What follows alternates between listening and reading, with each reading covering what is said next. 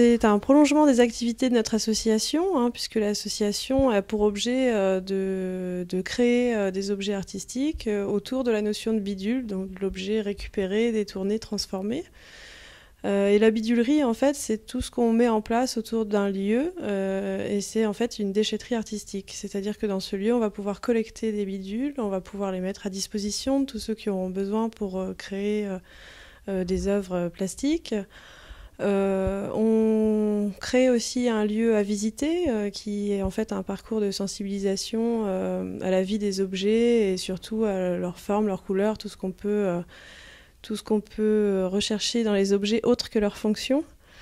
Et puis, du coup, on va aussi créer un coin boutique où on pourra vendre certaines des créations qui auront été produites dans le cadre de cette bidulerie avec des objets de récup.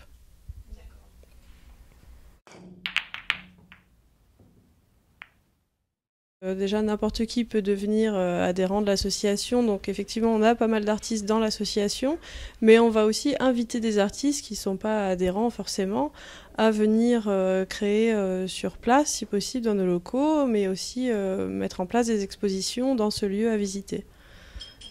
Donc, c'est des artistes plutôt locaux, mais ça peut aller loin. Le principal, c'est qu'ils aient tous un fil conducteur avec les bidulistes, c'est-à-dire d'utiliser plus ou moins de la récup et de développer un concept autour de ça.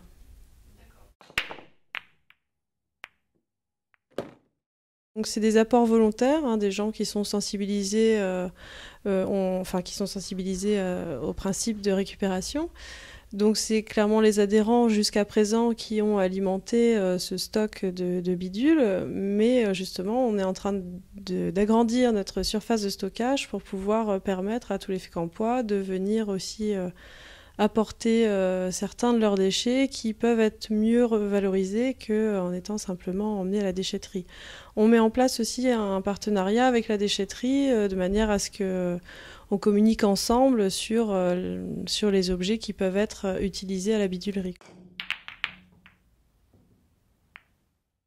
Et ça peut être aussi bien du carton, de la chambre à air, des chutes de matériaux de construction, mais quand même en petite quantité, quoi, puisqu'on n'a pas non plus des surfaces énormes. Et après, tous les objets usés, cassés, démodés, alors ça peut être éventuellement quelques vieux vêtements, même s'il y a déjà des circuits quand même en place sur Fécamp, mais tout ce qui est joué, par exemple, en plastique, les bouchons de bouteilles, les emballages, il existe beaucoup de sortes d'emballages dont beaucoup sont une source intéressante à exploiter pour la création, quoi.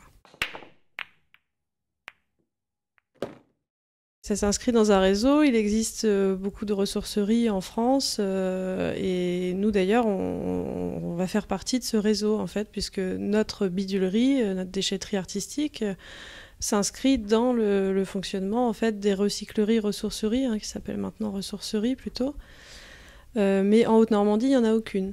Chaque ressourcerie a ses spécificités, elles font toutes de la collecte et de la valorisation, mais c'est pas forcément de la valorisation artistique. Donc nous, c'est vrai qu'il y a une dimension artistique qui est très importante pour nous, puisque c'est le cœur de l'association, et donc qu'on souhaite garder.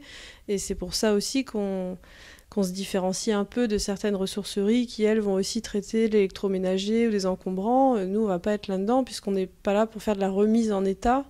Il y a déjà des associations qui le font, mais on est là vraiment pour valoriser ce qui, de toute façon, serait parti à la poubelle, quoi.